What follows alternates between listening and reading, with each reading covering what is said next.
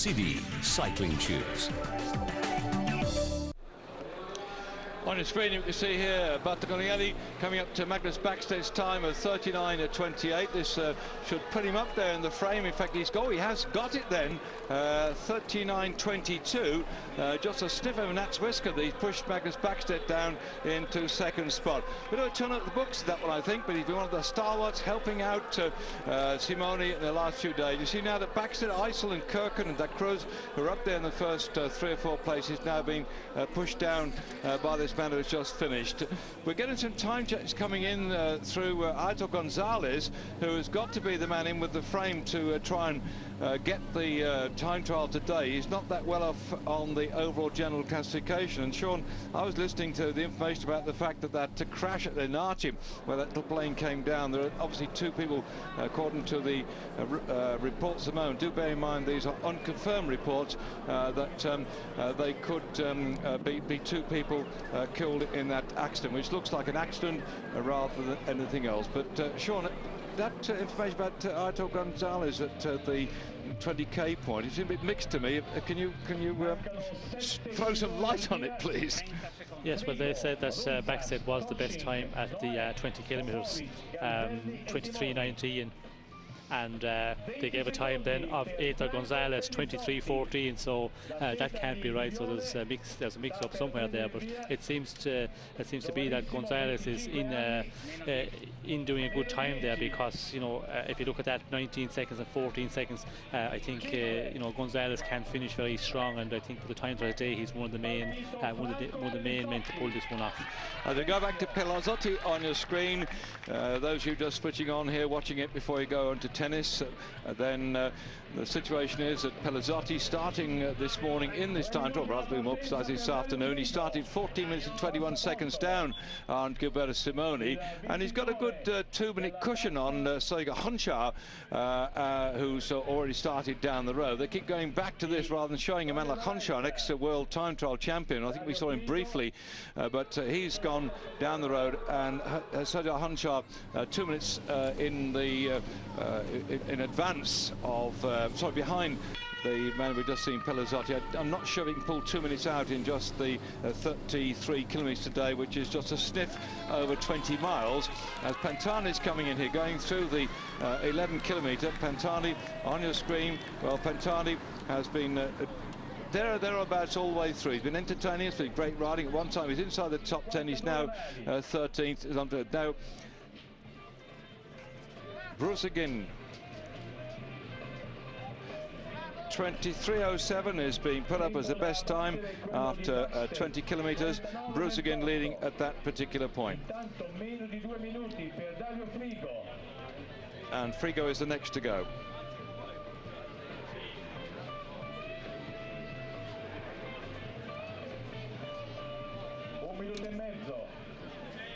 Frigo starting today on the overall classification. He lies in 7th spot. He's 12 minutes 38 seconds down on Gilberto Simoni. Behind him, Franco Pelazzotti, that we just saw start and go down the road, was a good 2 minutes behind him, 2 and a bit to be precise, so I can't see that changing. But can he do anything about Rumsas? Well, it's pretty close actually. It's about 1 minute and 37 seconds, and probably Frigo. No, Rumsas is a pretty good hitter, so we're not going to see many changes, I think, in the overall classification. It's just who's going first, second and third. The big interest, if you're saying, well, this is boring, I might as well go out and mow the lawn or take the dog for a walk and wait for the tennis. It's not boring, is it, Sean? No, it's certainly not. He was taking quite a lot of risk there, getting around them corners, and as we see, the surface is quite bumpy. We see the bike is hopping quite a lot, and he almost took a kiss from the barriers there in that corner. He's also been going well in that combativity prize or something else. Abale also had a go in the King of the Mountains competition, so he also had a go then, I think, at the wall of death to try and show if he could do something which will get his name on the records as being the most crazy rider in the Tour of Italy. But he survived. He came in at the end of it all, as Dario Frigo is next to go. A man who had a big battle. He got a stage victory when he and Simoni went away on that long climb, which gave him the victory of the stage 18 after the Cima Coppi prize went to little Freddy Gonzalez in the green, and then over the Colle di San Piero, where it would chuck. Oops, there we are. Really look back at that one over the Colle di San Piero. That's where the snow and the hail came down, and then on to the Valle Varesia. It was there that Frigo got his stage win. It's amazing, actually, Sean, that over that second climb, Frigo, I think he's fridge in Italian, and those conditions were terribly freezing. Down came this hail, down came the snow. A disgusting day. He got the stage, so I suppose at least you can say I won the stage at the coldest stage on the Tour of Italy. But that lad we've just seen nearly come up. He's sort of come good towards the end, hasn't he? Well, yes, I see in the classement the longest number of kilometres of break, of overall breaks in the Giro. He's leading that with Giro Isabella, and he's 362 kilometres of, I presume that's breakaway.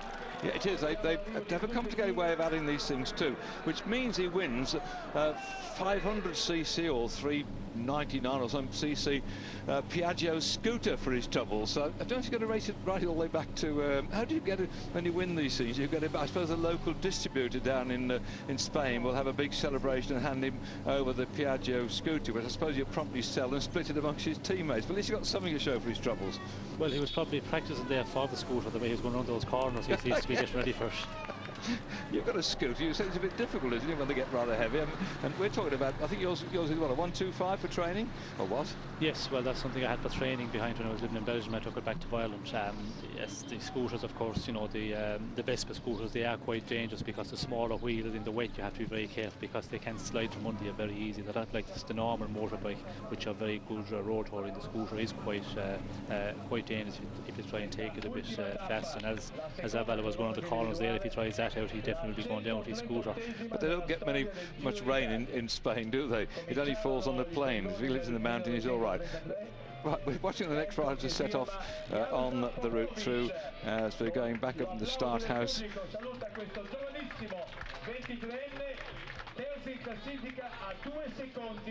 And there's the position on Rumsas at the moment, finished third in the Tour de France last year. At the moment he's about to start, and I don't think, there's a quick look at the classification, he's under great threats, but flick at the old papers here and shows that Rumsas coming into this, well, I don't think, well, Frigo, we just saw him go down the road, a gap, say, just about 1 minute and 20 seconds. Frigo and Rumsas probably similar time trialists, so Frigo can turn an development when the time comes to it. Gort Toshnik from Austria, from Gellersteiner, he started this morning only 30, even less than 29 seconds ahead of Rumsas, and somehow, if we were to sort of do a bit of forecasting, Sean, I thought Rumsas might be slightly faster than Toshnik, so that position could change. He could go from 6th to 5th, but I don't think that Rumsas can climb. Well, there again, because Andrea Noe is 9:49, so we're getting now to a few riders who could switch places. We'll have to wait to see the times coming up after these 33 kilometres. But the biggest interest, of course, if you hang on in there, is that Popovic this morning, we're starting third from last. He has only 2 seconds difference. He's 2 seconds behind Garzelli from the Vini Calderoda team, and they are a good 8 minutes behind Simoni. So unless Simoni does a wall of death like we just saw with Zabala and falls off, there's no doubt that Simoni can coast round Ceremoni and in that pink jersey, a bit left of honour. But Garzelli and Popovic could change places. Andrea No could be under pressure from Toshnik and Rumsas. So we're getting to a point where, as Brudnik comes through, he's been posting some pretty big times, I think, Sean, hasn't he? So he might take out the lead. Yes, he certainly has. At the 20Ks, he was the fastest at 23:07, so he was faster than Backstead or Eita Gonzalez. I reckon he was faster than him, although the times they gave out were not correct. Well, is he going to take it? 39:22 to beat, and he's done it. 38:23. There were 51 kilometres an hour, well over 30 miles an hour. So Fassa Bertolo, who had Pataki taking the Ciclamino jersey at the start of this race, and then they had Frigo get a stage victory as well. They certainly have got something to show for their troubles, as Bruzagin and has now taken the lead. Mazzoloni is another man who's come good towards the back end. He had a lot of work to do, and he's now been allowed a certain amount of freedom, and his performances yesterday, particularly in that little breakaway group, Mazzoloni was getting stuck in, having a bit of a go too. So we've seen a lot of riders who've been, once the team leader can't do any more, being given a certain amount of freedom. I think this is Scott Sunderland coming in. It is Scott Sunderland entertaining people with his piece on the website to just show what's been going on with his team. He's going to pack his bags and disappear off for tomorrow with people like Magnus Backstedt to the Tour of Germany. Wish him well there. The team Factor Powder Chips, and of course Julian Wynne, the British rider who's already done and dusted his time trial, has also entertained us, because yesterday, if you didn't catch up with the results of the stage, when Lombardi won beating Mazzoloni, we just saw a start off down the road. Julian Wynne was in the group just behind Lombardi Mazzoloni. He came with a group of riders just 4 seconds down. Sunderland comes in here, Scott Sunderland, for the Factor Powder Chips team. And yesterday, say, Julian Wynne finishing 13th spot. Unlucky for some, but lucky for him. And we're going back to the interview with our man leading at the moment. The other interesting point yesterday, that Wynne was just 2 places ahead of Marco Pantani. Julian Wynne from Cardiff, the British national champion, who just over 12 months ago would have been riding a 2-day race in Morecambe, so he told me when we bumped into him and interviewed him on the Paris-Nice. And Julian has been, I think, one of the revelations at 30 years of age, coming all the way from Britain, getting put into the Tour of Italy and finishing yesterday in 13th spot, activating again a break where Pantani was attacking towards the end. Pantani did not let up, even though it was a flattish stage yesterday. Today again a flat stage, a bit like an uncooked pizza is the stage for this run in towards Milan. Thank goodness the weather is dry, as yet again another man, Kazar, coming through that 20-kilometre point. He's also been getting good towards the back end of the race. As to whether he and other riders from FDJ will have the strength to do a decent Tour de France, only time will tell. The FDJ rider from Great Britain, Bradley Wiggins, was very upset when on that terrible stage with the snow and the hail on that stage over the top of the Colle de Sampieri. He came outside the time limit, about some 6 seconds down from memory, and Bradley was sent back. Bradley desperately keen to finish the race. So the Brits then, with Julian Wynne going well. Charlie Vegelis has also been finishing up there, looking after the interests of Honchar in the mountains. So we had 3 British interests throughout the race, and they've entertained us all the way through. As has this been Andrea Noe too, an old stager really, who's come back good for that. Was old, he's been around for some time, but he's been allowed a certain amount of work to do for the Alessio team, and he will be next to start. Back out, this is Garmendia coming in, I think, Aito Gonzalez coming in. Aito Gonzalez, the time, surely the time checks have been a bit, how can I put it? Obviously inaccurate, but intermittent since the race started. We thought this man should win it. He won the only other time trial we had. As he coming in, he's not going to win this one unless he puts a lot of pressure on. 38.23 to beat. Gonzalez needs this one. The winner of the Tour of Spain last year gets stuck in towards the line. 38.23, 38.16, 17, 18, 19, 20, 21, 22, 23. Oh, he's lost it by a sniff of a second. What a finish. Well, Sean, we didn't get all the proper time checks coming in, but that was a grandstand finish, eh? Yes, what a finish, so close, and especially a teammate of his, just beating him there by 1 second. Well done, Fassa Bertolo. You've had a great race. What's Frigo got to do coming on the road later on? We're looking now at the start of Popovic on your screen here as he gets off down the road. A man of revelation of this race and going into this final time trial.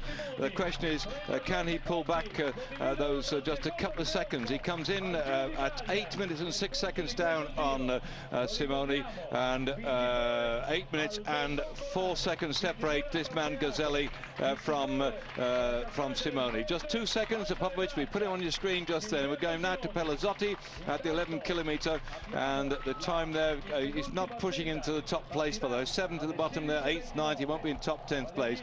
So Simone, last man to go. Stefano Gazzelli will be the last but one in that Ciclamino jersey, leading on the points competition. But Sean, just update us before we go to more stats on how the situation is at the moment at the finish. Yes, well, we have Rushigin from Faso, who is leading 38.23. Aether Gonzalez 38.24, and Lozzi 39.22, Backstead 39.28, and Eisel 39.32. That situation as Gazzelli and Simone start to batter. There in the background, Simone stretching, the concentration. Sean, what's it like between these two riders? Head to head, the gap is too great, but obviously Gazzelli's got those 2 seconds worry. You're there, it's the final day, you got the jersey. How do they feel? Well, I think it's for Simone, he's going to be a bit more relaxed than if it was a very tight in the general classement with plus 8 minutes of an advantage. He's pretty sure of that, and he's going to take no risks. Certainly in the corners in the final running, as we've seen, he's not going to take any risks there. He doesn't have to. But for Gazzelli and Popovic, that's a different situation, because he definitely have to try and go to defend his place on the podium, and it's a worrying situation. And as we've seen, Popovic in the last time trial, he beat him. So I think he will be a very difficult job to hold his second place in general. And also there's the points competition, because going into the race tonight there's only about 9 seconds difference between these two on the points competition. Technically Simone would also be wearing that points jersey, but he can't wear 2 jerseys, a bit too hot, apart from the fact the sponsor doesn't get the exposure. As we look at the young riders over the years who have won the Tour of Italy. So Sean will keep his eye on what's going here while I try and take you through what you see on the screen here that goes under youngest winners.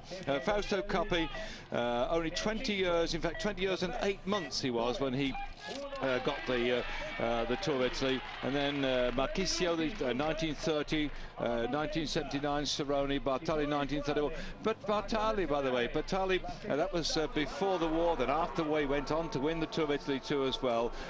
Charlie Gall looking down there, 23 years of age. You can also see all those names. That man Binder crops up there, 1925, only 23 when he won his first Tour of Italy.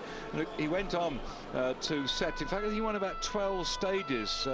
I can't dig at my paper at the moment because so much going on with the time trial, but Binder won about 12 out of 15 stages in one particular era, and that's why the great man himself, Cipollini, said, look, don't compare with Binder. Binder won the Tour of Italy, Binder won his stages in the mountains, on the flat, and he did all those before the war, and I am a different rider, I do different things, but he did break Binder's record. But you can just see them how young Binder was in 1925, and just 23 years of age and 10 months. But looking, there's another 23, in fact just over 23 now, Popovic. He won the under-23 championship of the world in Lisbon, which we brought you on Eurosport just a couple of years ago. He's been prompted, I've been put forward as being one of the great grand champions of the future. He certainly seems, Sean, we've seen him in the mountain, we're seeing him time trialling. He seems to have a big all-round ability. What do you think? I mean, it's very, to make assumptions, I mean, it was just at the under-23 days, he won 36 races in 1 year. But do some people get overinflated about their prospect, or would you rate him? Well, I think definitely we have to rate him, because he's been coming up, and this year he's prepared for this Giro, and he has definitely produced results, and he has been very active and not afraid to attack, quite aggressive, and that's a good thing about a good young rider coming in. So I think we will see more of him in the future, and this performance here, it answers the question. He can ride big tours, and he can climb quite well. Not the greatest of climbers, but I think the time trial is quite strong, and he's a great all-rounder. So I think for the future we should see more of him in the bigger tours. So a lot of young guys coming through into the sport, and that's good for you viewers back at home. If I'm still getting too much involved in the technicalities of cycling, for those who are waiting for the tennis to come up or whatever the case might be, and also I understand British Eurosport might be joining a bit late, so if it adds confusion to your viewing, do bear with us as we look at Simone's statistics. There we have Simone's statistics coming up on the screen, exactly spot on. This is going back over his career in the Tour of Italy. Not just his other races, but just on the Tour of Italy. And you can see there that he has won so far 3 stages. It says final, a bit of a blank line there, but there's no doubt that's going to be a figure 1 by the time we finish. And he's been 11 days in that Leaders jersey. So you can make that 12, and the one before is there. Bad in 2002, and the reason was that he started, and they found from a test in the I think Training Adriatico, it was a race when they discovered before, as he started the tour, that we're just waiting for something else to come up. Right, they're jumping from screen to screen. I'll come back to Simone in a minute, because what they're doing here, our good friends in the Paris studio have put together the riders who won this race the most in the years gone by. Merckx and Coppi, what a great combination there, because I've always been, everybody knows, an enormous Coppi fan, because like Merckx, he went on to break the hour record. He was in things like the Paris-Roubaix, winner of the Tour de France, winner of the Tour of Italy. But Eddie Merckx was even a greater champion in terms of his victories, some over 500 victories. So they're amongst those 5 in the Tour of Italy, because Merckx was riding for an Italian sponsor over those years who wanted him here.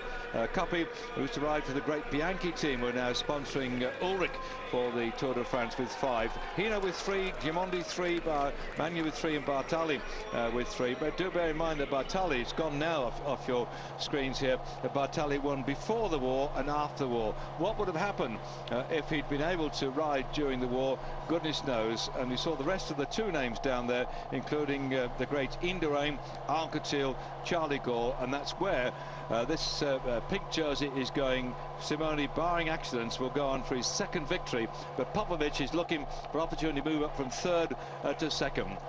Whoops. It's a bit tricky, this course, Sean. You and I talked about it earlier. What would happen if it rained, eh? Well, it would be really dangerous if it was raining today, because a lot of corners on the run-in, but you know, through the stage as well, not a straight road at all. Quite a lot of corn to be done, so it is quite technical. And we see here the finishing area, it's the cobblestones, and if those are wet when you're coming around the corner, you could slide out so easily. Let's hope they stay upright, as Decau's now been pushed back to 7th. He was 2nd at one particular time, and so that's all riders will be on this course, going round at this 33 kilometres to see who's going to A, get the victory of the stage, and B, what's going to happen for the battle for 2nd and 3rd spot. And we've had a time for the 20k mark. Hunchal was the best time, 22:51. Brushkin was 23:07, so he's better that by a number of seconds. So Hunchal, again, one of the favourites for this time trial today. He will definitely, be very close to pulling off this one. Waiting for integrated time trials, time checks to come up on our screens, as the riders here battling through. Sandy Cazar riding for the same team as Bradley Wiggins, who probably may be watching this back at home in England. Bradley, I think you've done a great ride. You did your job you had to do to help your teammate. The fact that it didn't quite work out when you got stuck in that terrible cold day, that'll be something I'm sure you'll learn and remember for the rest of yours. But thanks for entertaining us too in the days we've had so far on our screens.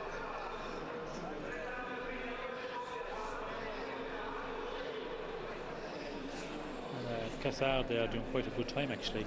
He's come good towards the end, hasn't he? Remember, yes. He was 2nd in the Tour of Paris-Nice a couple of years ago, wasn't he? Yes, 2 years ago he was 2nd in the Paris-Nice, and this year at the beginning of the season he didn't repeat anything like he did 2 years ago in the Paris-Nice or the other races like the Criterium National. So he had a difficult beginning of season, but he's definitely getting better at the end of this race, and that time for him, 39:09, a very good time for him, because a flat stage like that, he's not that big sort of roller where he'll be a real strong time trial. So it proves that he is getting into better shape as this race goes on.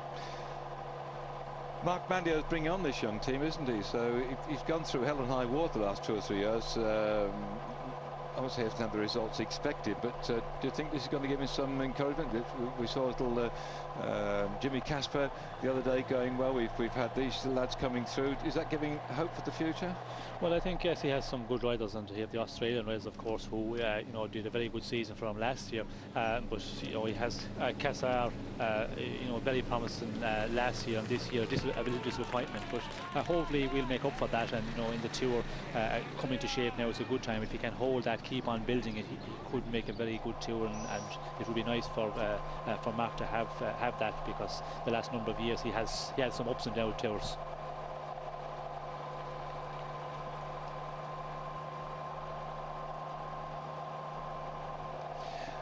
Welcome to viewers on British Eurosport from the Tour of Italy, the final stage in Scalo to Milan. 33 kilometres, that's 20.5 miles. Those who watch on international service will be pleased to know now that we've got the British viewers joining us on their particular channel. Thanks for being with us, and we're now watching the last man on the road here, Simoni. Everything's pink, he's in the pink, the bike's in the pink, the wheel's in the pink, and it's an amazing setup for a man who really is doing almost a lap of on these 33 kilometres, that's 20.5 miles in toward the finish. Sean has the update on the overall situation at the finish. Just to put you in the picture, that first of all, Magnus Backstedt bombed round this course. He was the fastest rider for an awful long time. He started way back on the general classification. We're going the reverse order of the GC, which means that Simoni, as ever, is the last to go. Magnus Backstedt set a time of 39 minutes and 28 seconds. That's 50 kilometres an hour, well inside 30 miles an hour. And after that, though, Sean, he slipped down, but he's still, what, fourth at the moment? Fifth, I'm making, because Cassar moves into third at 39.09. Bertagnoli 39.22, and Backstedt 39.28. So Bruzagin, Artur Gonzalez, Cassar are the top three places. That's Pantani coming into the finish. What a revelation he's been for this race throughout the last 20 days. This is the 21st day of the race. They're coming in one by one. Pantani's been active on the flats. He's been going in the breaks. Yesterday he ripped the legs off people in a group that went away. In fact, about 4 or 5 of his team went with him and disturbed the whole of the rhythm like he's been doing in the mountains. So Pantani coming through here. That's not a bad ride, considering he's not one of the world's greatest time trialists. Sean, what do you think? No, it's certainly not a bad ride. You know, not a great time trial for a flat time trial like this. Certainly not. And he hasn't a huge amount to defend in this thing. So you know, a very good ride when you consider all of those things. All the top riders are out on the course. We're going to take a short break, and do stay with us to see A, who's going to win this, and B, can Popovic and Garzelli, as we're now looking for the time check coming up here, because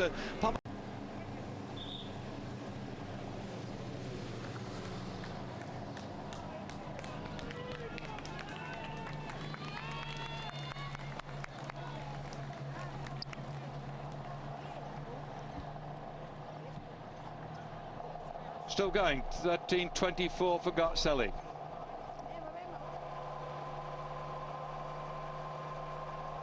Popovic, did you get his time at 11k, Sean? Because yes, Popovic exactly the same as Garzelli, 13.24 I got for Popovic, and Garzelli 13.24. So you know, it's very tight at the moment.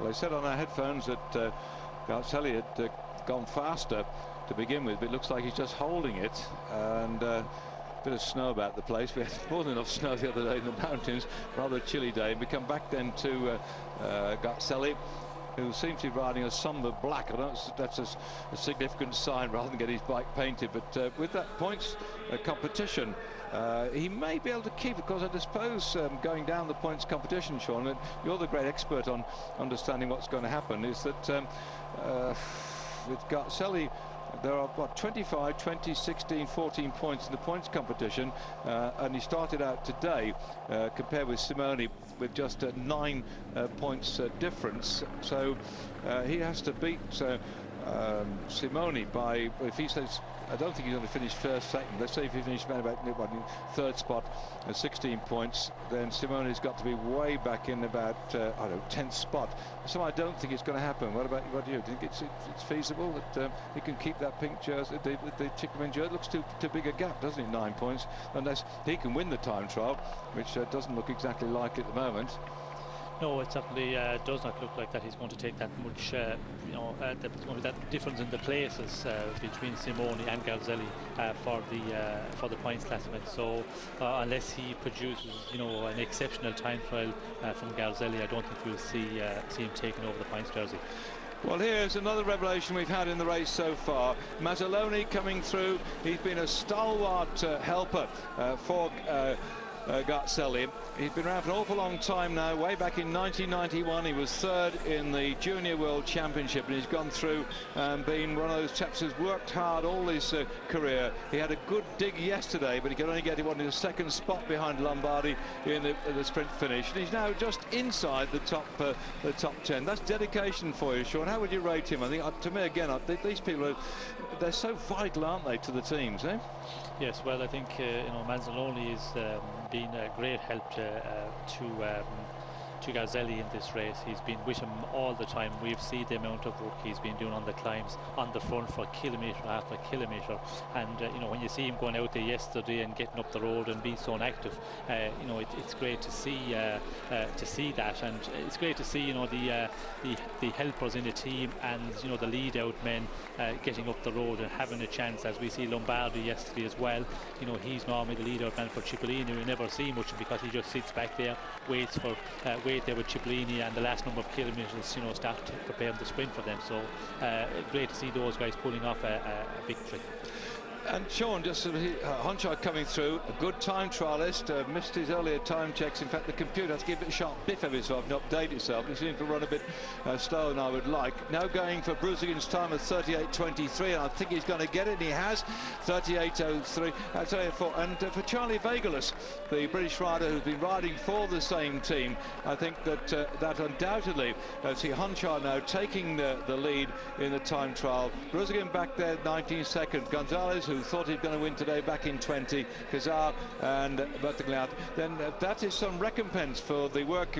Speaking to Charlie during the week, during the last 2 weeks, he was there quite openly saying his job, Charlie Vagelis, was to ride to keep Honchar in contention, and Honchar coming into the stage today has done what they expected him to do. That's go and blow the whole thing apart. Whether he can stay there on the top of this lot or not, I just don't know. We'll have to wait and see. He will have got, by the way, at least 25 points on the points competition, but he started off way off the patch today, so that won't have any bearing on the points competition. He started 9th this morning. He was 16 minutes and 28 seconds down. That shouldn't make a great difference for him, but looking down the general class again, Pelazzotti, who should be the next to finish this morning, with about 2 minutes down on Honchar, and it might be he might move up a little one spot. Mazzoloni, we've just seen finish. He was 10th this morning, 90 minutes 45 seconds down. Again, he might have lost a bit to Valimir Belli. I'm not quite sure about that. We'll have to see when we come toward the final countdown, as Pantani here is, I think, much relaxed. He's made it. That's what he did. He set out to ride the Tour, and he's done it. Back to the lead-up on the overall classification. I won't say a ceremonial lap of honour, because 8 minutes, only 33 kilometres. The best time so far, Sean, is what, 38 something? Yes, the best time, Honchar 38.04. Brusigin 38.23. The interesting thing to see at 11 kilometres there for Simoni, he's 28 seconds slower than Garzelli and Popovic. So, as you said, he's really not giving it everything. I think he's going to calculate his effort there today, because with 8 minutes of an advantage in the general classement, he can afford to do that and not really push himself and go into any red zones, not take any risk in the final number of kilometres, where we see it's quite difficult, quite technical. So for him, he has that great advantage. He can go into this time trial and take it quite relaxed. Out on the road with next time check for Popovic and Garzelli, who are really battling for that second spot, will be when they come up to the 22 kilometres next time check. There's also for the Interjara, we're already through there has gone Backstead, from Cardiff. He lives down there with Megan, his wife, and they came out to greet him and meet him during the rest day. Magnus Backstedt really has done a fantastic ride. We're just trying to look back at some of the things that happened. If you're watching on British Eurosport this Saturday afternoon and International Eurosport, and you missed some of the cycling so far, a recap then that Magnus Backstedt looks like he's got that blue jersey. The green jersey with Freddie Gonzalez, no doubt about that. He's going to keep that one too on the roster at the end. I'm not quite sure we'll be able to stay with the presentation of the jersey because tennis, as you know, going full bore in Paris.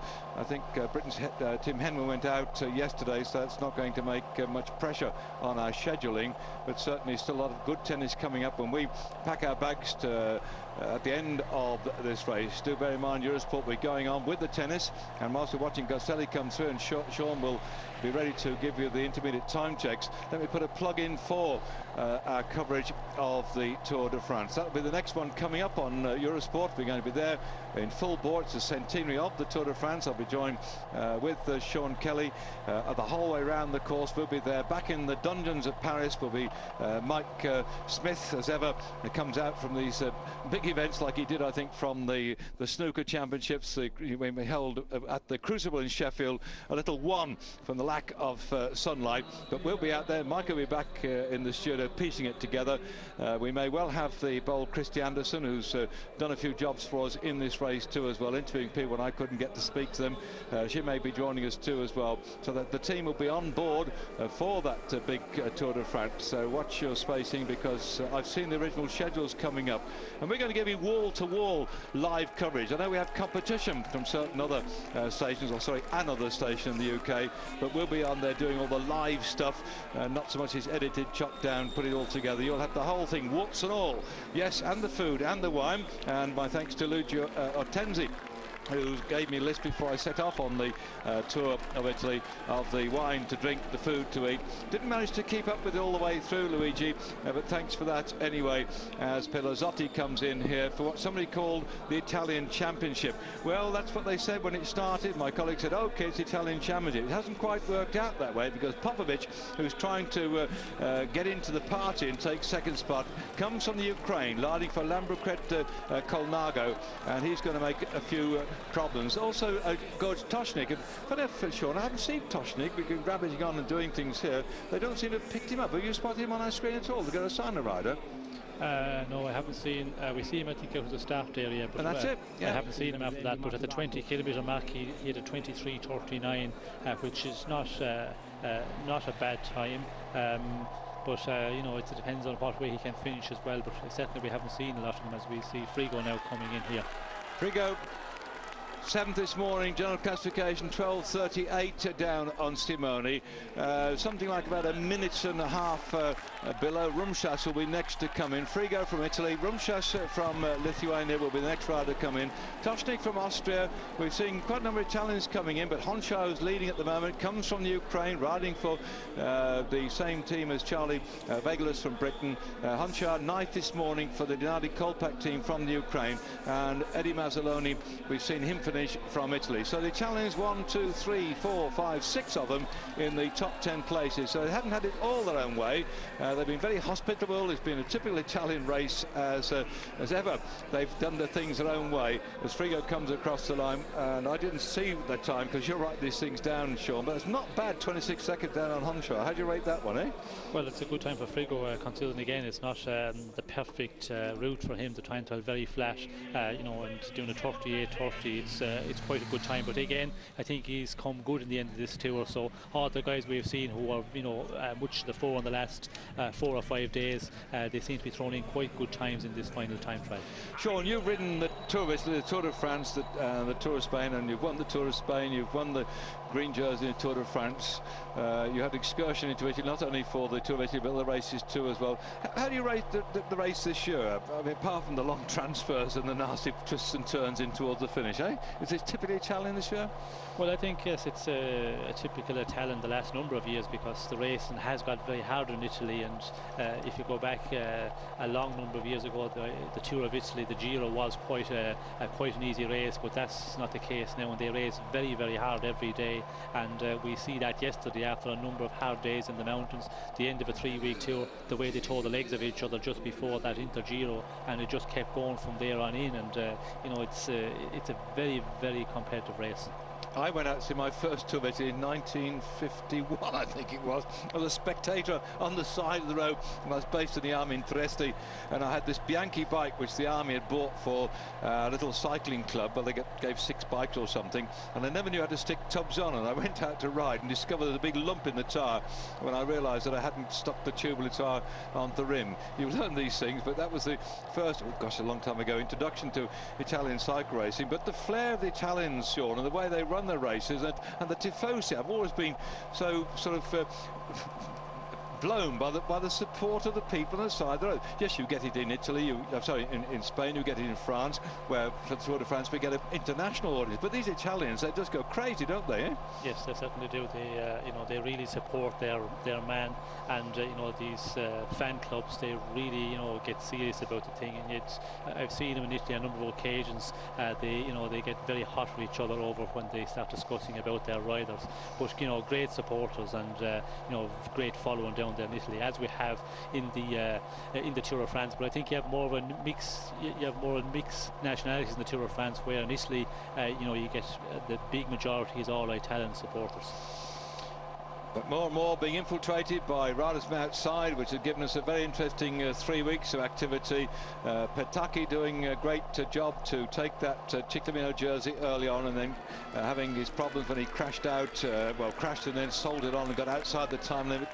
The great Italian champion himself, Cipollini, who got his 42nd victory to beat Binder's record. We've seen all that live on Eurosport during these last 3 weeks. As Rumchas, the man who finished 3rd in the Tour de France last year, coming through here. Do bear in mind they'll be riding intermittent races between now and the Tour de France. This man could be back there for his team. The riders from the Lampre-Daikin team will be back in action on the Tour de France, and this man Rumchas, 3rd last year. Will he have worn himself out on the race? So he comes through here, he's just yes, inside the top 10 places. Sean, many years ago riders would ride the Tour of Italy and the Tour de France firstly back to back, and people like Eddie Merckx would do that. He'd win the Tour of Italy and the Tour de France and the World Championship. How easy is it today? You're saying how more pressure is on the riders to do these back-to-back races and still expect to do well. Well, it depends on what you have to do in the beginning of the season, and if you prepare for a big tour like the Tour of Italy before you go on to the Tour de France, well then you know, you can do the two tours quite well. But if you have a heavy part of the beginning part of the season, well then you can pay for that. Also, you know, some riders can ride 2 good tours and be very competitive, and other riders, they just, you know, they don't have the staying power, and they're not able to do 2 tours. So it depends a lot on your program of preparation, also the type of rider, the physique of the rider. You've seen, we're watching Popovic here, he won't get in the Tour de France, by the way, because his team has not qualified through their position on the UCI points classification, nor as being part of the wild card, because the Tour de France teams have now been selected, subject to lots of discussions going on as well. They might have another team, 23rd team in containing Cipollini. That might want to happen. The discussion is still as to whether there might be a merger between Mercato and Uno and the Bianchi team, so that Pantani might make it. If we did get those 2 great Italian champions, that would be great. But also for Simoni, Sean, you've seen him in this race. He had his problems last year when he was sucking his grandma's or auntie's cough sweets, and they found they contained cocaine. It was, in the end, said it was just a pure mistake. So the guy had a very bad year last year. He's shown this year he's got qualities. We see Popovic here. What would do you see Simoni being a challenge for Armstrong? Well, I think yes, it could be a challenge for Armstrong. But I don't know. He's talking about it today. Actually, he said that, you know, in this time that he's using a special bike, a very light bike, and he was talking about maybe using 2 disc wheels depending on what the weather is like. And we see that at the start he had just a rear disc wheel, as we can see him here now. And he said he's just a test really for the tour also, because he said, I would like to beat Armstrong in the tour, and I'll have the time to recover and be ready. And he said also, in the T, in the presence of De Luca, had caused problems for the tactics of the US Postal, and he said, you know, to beat Armstrong, I hope I can find the motivation to do so and recover. So we just have to wait and see. I'm waiting to see about the Tour de France. Sean has just shot me a little note here, because when we're chatting, we write things on bits of paper, shopping back and forth. So whether Rumscha's team will be in the Tour de France. I think they've qualified, but I've got some bits of paper here, Sean. I think the Lampre-Dykon team are in. It's as to whether Mrs. Rumschas is prepared to go across the border, because the French police are still after him with questions following the problems with his wife last year. Bear with me, and those of you who've got access to computers and want to send emails off will no doubt say, David, you should know every one of the teams off by heart. But we've been deep into this race here. Sorry about that, but I do have it, but it's not in my bag at the moment. But I think his team are in, the Lampre-Dykon team. I think they've qualified by rights. And the interesting thing too from the Lampre-Dykon team is to what might happen to Casagrande, because he retired from this race. He's a very seasoned competitor. He didn't go the full distance. He had some tummy trouble. So Lampre-Dykon, if they are in, and I think they might be, Sean, but we don't know. Don't hit me over this, will you? That if they are in, and I can't find a bit of paper at the moment, then if Casagrande comes back and Rumschas is in there, some more intrigue for the race. And you imagine Tyler Hamilton's going to be in there too as well. There's going to be Ulrich in there too as well. There's going to be a load of people. It's going to be a cracking tour.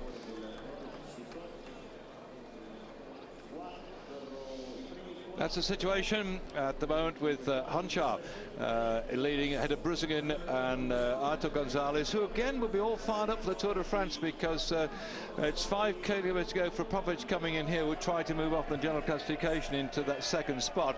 And the part, by the way, has finished. Pantani has finished, and you've been seeing the little list there of the classification. Magnus Backstedt set the pace early on. He's now 1:24 back. Eisel, an up-and-coming rider from the Francis de Joux, and Bradley Wiggin was saying some time ago they really rate this guy, so he was back there in 9th spot, having survived the last of the 3 weeks. Our camera's picking up Garzelli. Sean, I think he's I didn't get the 20-kilometre time, because I've been rabbiting about all things left, right and centre. Do you think he's losing ground on Popovic, because they were equal at 11, weren't they? Yes, they were equal at 11, and then Popovic went through at 23:31, but they never gave a time for Garzelli at the 20-kilometre mark, so I just haven't any idea what way Garzelli is at the moment. Well, dear viewer, they say, why can't you get in the computer? I've got one here, and I keep it a sharp crack, and if I don't keep it going, it goes off on the blink. So I'll get back to it, but there's so many things on time trial. They flick from this and that and something else, and yes, the computers do give us the information in between, but also we get over the radio headphones, we see it on the screen, so it's getting all the balls in the air. So I'm sorry if I can't tell you about Lampre-Dykon, whether they're going to be in or out of the tour. I think they're in by rights, and we'll have to see what happens then on that occasion. But certainly from the Psycho team, will be in this year, because they got slung out last year. The Tour de France took away their invitation because of the problems when Simoni, who's in the pink jersey, not on our screen here, this is a battle between the riders for second and third spot, when Simoni had that trouble with the cocaine found in his urine, which quite honestly, and was proved later, came from these cough sweeps from his aunties. It's one of those stupid things. But you remember the skier in the Olympics who for Britain got the medal, and he'd gone and got a Winter Olympic, had one of these nasal device that clears your nose, and they're dead easy to buy over the counter, and the one he bought in Britain and used quite often, he went and bought one in America, and it contained a touch of something which was found in his urine, and that was it, and he lost his medal. These are things that happen.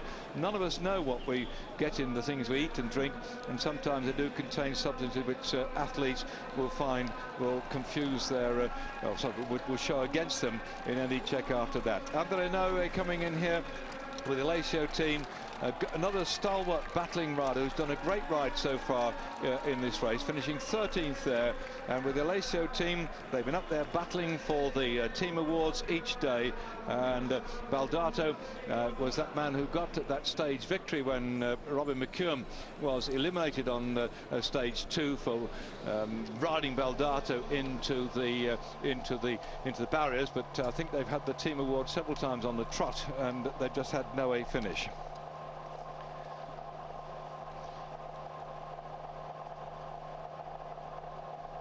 Gosh, sorry about the pictures here for Garzelli. going across the tram tracks. They still exist in Milan. We may have a chance to see this beautiful city. Sean, you've been here many times, more often not to start the Milan San Remo, which you've won, what, a couple of times now. But I love the town. I think it's a very great town. But the Duomo, we haven't had much chance to see it so far. Always struck me as being a rather dark black building in Turkey. Have you ever had a chance to go into the Duomo, into the big cathedral where we're finishing?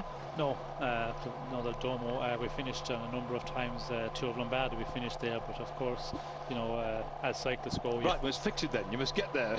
you finish the race, and you, as a rider, you're just rushed away quite quickly. As you were talking about the Factor team, you know, they are moving on to the Germany after this race. So it's the same for all those teams. They will be. Just and you've got an early plane to catch too as well. Ah, well. Yes, well, the two, you know, all these riders will be. It's just amazing the way the teams, all the trucks, all the riders, mechanics, masseurs. It's just a race to get away from the finish of this race.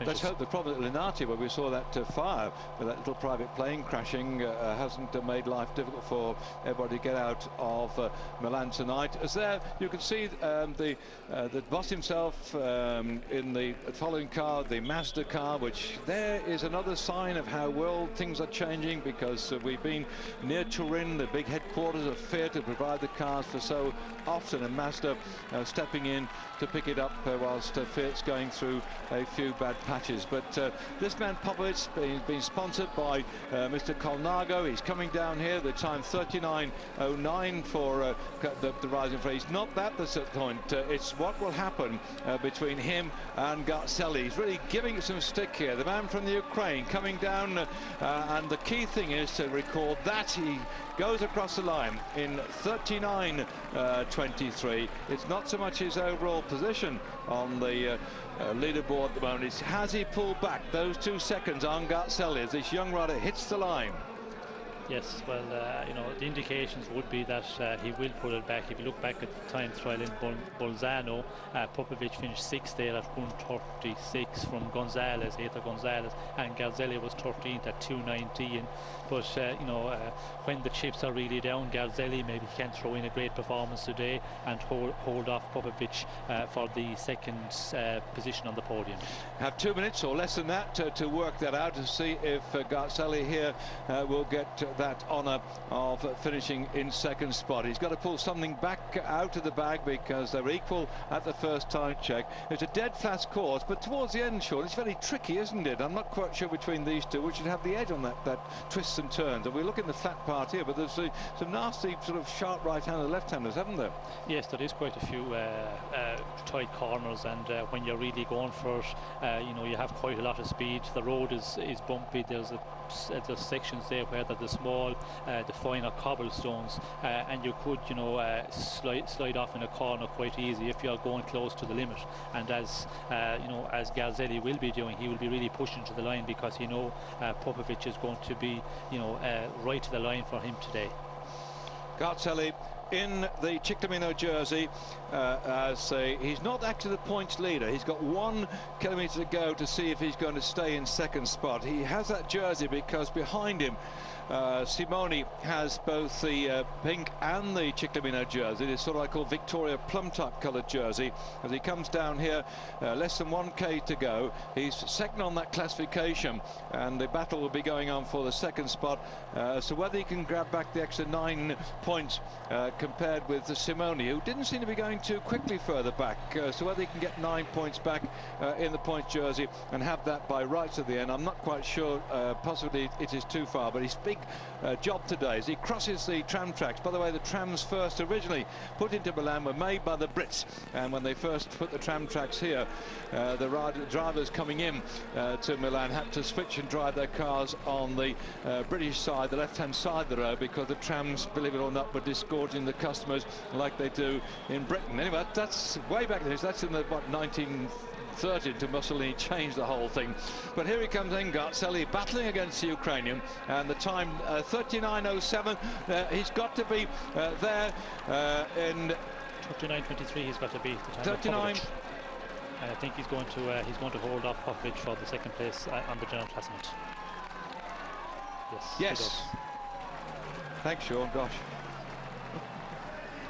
that was brilliant, wasn't it?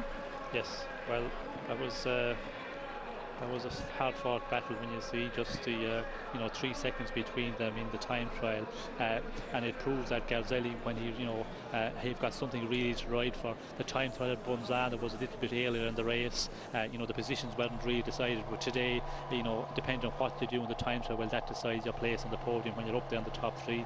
And certainly Garzelli, he really pulled all the stops out there today. But he was winner of this race in the year 2000, the overall winner, Garzelli, of the Tour of Italy. And I'll leaf back through as you watch Simone coming through here. I seem to remember the same thing happened in the year 2000, Sean, that Garzelli rode a time trial when he had to do, which was just something out of the top draw, because under pressure. Yes, he finished, that's right, third on the 20-kilometre time trial in Huskra Noe, and he finished third on that occasion. And that was another great ride, which really put him into the pink jersey, or kept the pink jersey towards the end. So he can do it when he has to do it. So he's kept that second spot, but he looks absolutely exhausted. Yes, well, he's after having a hard past days, the mountains. We see him, he had in that crash with Pantani, he was suffering a bit in them big mountain stages, and he's fought on, and he's also he's a bit sore. I was reading the papers, he still wasn't really recovered from the crash, and when he get out of the saddle to stand on the pedals, it still hurts a bit. But he said, between himself and Popovic, he said we start equally, and he said the second place is very important, I'll give it everything, and he certainly has done that here today.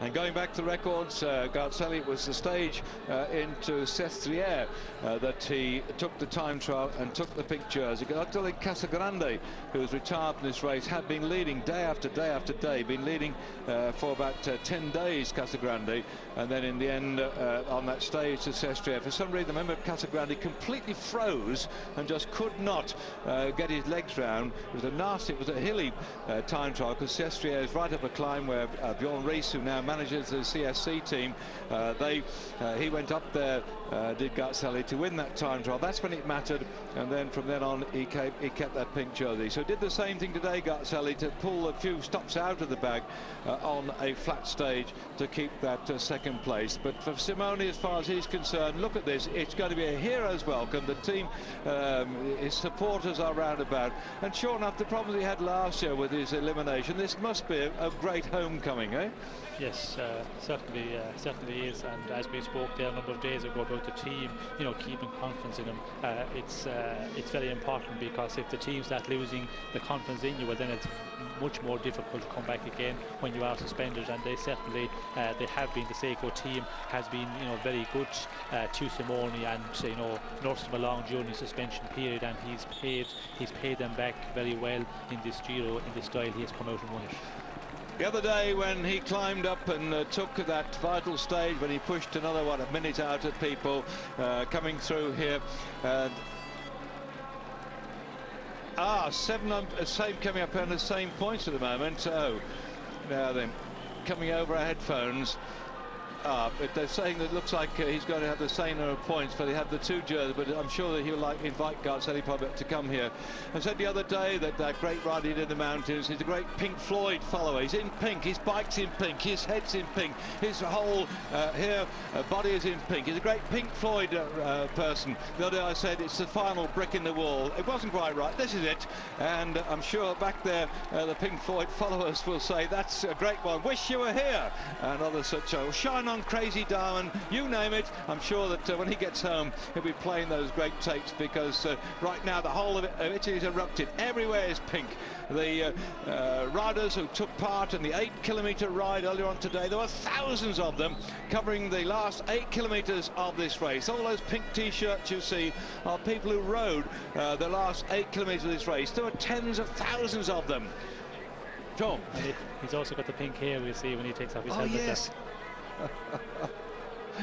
You were talking earlier on about the tifosi, the elation in Italian followers. It isn't like this on the Tour of Italy or a Tour of Tour of France or the Tour of Spain, is it? This is unbelievable, eh? No, it's certainly not. As you can see here, there's quite a few people in there, which are supporters really. And in the Tour of France, you don't get that that close to the finishing area. You're a bit further away from the line, certainly. So for that reason, the supporters can get to them real fast, as we can see here. Yeah, they've got him immediately as he came over the line. The elation, this reminds me of almost where Greg LeMond won on the Tour de France, because he was away from the finish on that occasion when he won by 8 seconds from Le Mans, from Fignon, and there was elation on the corner because he wasn't in the finishing area. The sort of, but that was only about a handful of people. He's got half of Italy out here. Yes, well, I think they knew that he was going to win today. It was unless something major happened, Simone had it tied up going into this time trial, and it was just a matter, of just riding through it and not taking any major risks on the final run in. But with Le Monde and Fignon in the Tour, I don't think Gray expected Fignon to lose so much time in that thing, and he was kind of, he was.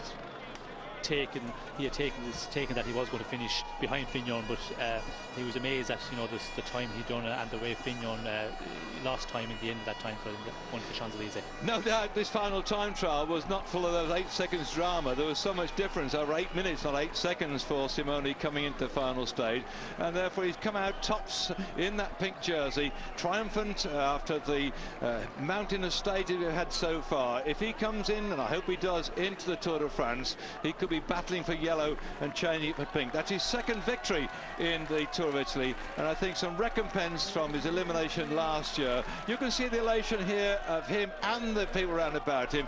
He survived the distance of this race. Imagine riding your bike for 3 weeks like he's been doing, all the way uphill and down dale, and they've covered something like about 3,500 kilometres to finish there with Simone in the lead by some 7 minutes. Simone, Garcelli and Popovic. You can see the classification there. He wasn't going to be dislodged today, but certainly riding into Milan has been a lap of honour for the man in pink, and Simone, I'm sure, will be looking for a welcome rest, but I hope he gets back to the Tour de France as he runs out victor of the Tour of Italy this year.